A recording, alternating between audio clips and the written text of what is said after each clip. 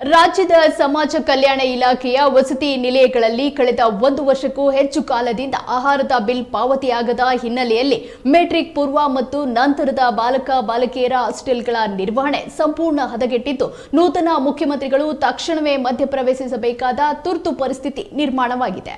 ಸಮಾಜ ಕಲ್ಯಾಣ ಇಲಾಖೆಯ ವ್ಯಾಪ್ತಿಯಲ್ಲಿ ಬರುವ ಬೆಳಗಾವಿ ಜಿಲ್ಲೆ ಸೇರಿದಂತೆ ರಾಜ್ಯದ ಹಲವು ಜಿಲ್ಲೆಗಳಲ್ಲಿ ಮೆಟ್ರಿಕ್ ನಂತರದ ಮತ್ತು ಮೆಟ್ರಿಕ್ ಪೂರ್ವ ಆಶ್ರಯ ಶಾಲೆಗಳ ಬಾಲಕ ಬಾಲಕಿಯರ ವಸತಿ ನಿಲಯಗಳ ಆಹಾರ ವೆಚ್ಚ ಪಾವತಿಸಲು ಕೋಟ್ಯಾಂತರ ರೂಪಾಯಿಗಳ ಅನುದಾನದ ಬಿಲ್ ಬಾಕಿ ಇದೆ.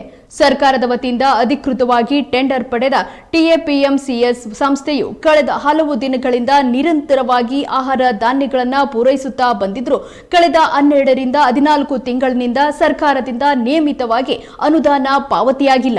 ಇದರಿಂದಾಗಿ ವಸತಿ ನಿಲಯಗಳ ವಿದ್ಯಾರ್ಥಿಗಳಿಗೆ ದೈನಂದಿನ ಆಹಾರ ಪೂರೈಕೆಯಲ್ಲಿ ಭಾರೀ ತೊಂದರೆಯುಂಟಾಗುತ್ತಿದ್ದು, ಇತ್ತ ವಾರ್ಡನ್ಗಳು ಹಾಸ್ಟೆಲ್ಗಳನ್ನು ದೈನಂದಿನವಾಗಿ ನಿರ್ವಹಿಸಲು ಹಾಗೂ ವಿದ್ಯಾರ್ಥಿಗಳನ್ನು ನಿಭಾಯಿಸಲು ತೀವ್ರ ತೊಂದರೆಗೆ ಸಿಲುಕಿದ್ದಾರೆ.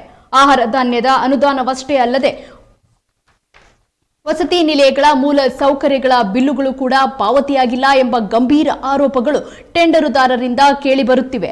ಈ ಭೀಕರ ಸಮಸ್ಯೆ ಕುರಿತು ಕಳೆದ 3 ತಿಂಗಳಿನಿಂದ ಸಮಾಜ ಕಲ್ಯಾಣ ಇಲಾಖೆಯ ಜಂಟಿ ನಿರ್ದೇಶಕರಿಗೆ ಗುತ್ತಿಗೆದಾರರು ಹಾಗೂ ವಾರ್ಡನ್ಗಳು ಮನವಿ ಮಾಡಿದ್ದಾರೆ. ಜಂಟಿ ನಿರ್ದೇಶಕರು ಮೇಲಾಧಿಕಾರಿಗಳ ಗಮನಕ್ಕೆ ತರುವಂತೆ ಜಾರಿಕೊಂಡ್ರೆ ಇತ್ತ ಇಲಾಖೆಯ ಆಯುಕ್ತರ ಗಮನಕ್ಕೆ ತಂದರೂ ಯಾವುದೇ ಗಂಭೀರ ಕ್ರಮಗಳು ಜರುಗಿಲ್ಲ. ಪರಿಸ್ಥಿತಿಯ ಗಂಭೀರತೆಯನ್ನು ಅರಿತು ವಾರ್ಡನ್ಗಳು ಬೆಂಗಳೂರಿಗೆ ತೆರಳಿ ವರಿಷ್ಠರ ಗಮನಕ್ಕೆ ತಂದರೂ ಫಲ ಸಿಕ್ಕಿಲ್ಲ. ರಾಜ್ಯದ ಪ್ರತಿಯೊಂದು ಜಿಲ್ಲೆಗಳಲ್ಲೂ ಇದೇ ದುಸ್ಥಿತಿ ಮುಂದುವರೆದಿದ್ದು ರಾಜ್ಯದಾದ್ಯಂತ ವ್ಯಾಪಕ ಚರ್ಚೆ ಮತ್ತು ಆಕ್ರೋಶ ವ್ಯಕ್ತವಾಗುತ್ತಿದೆ.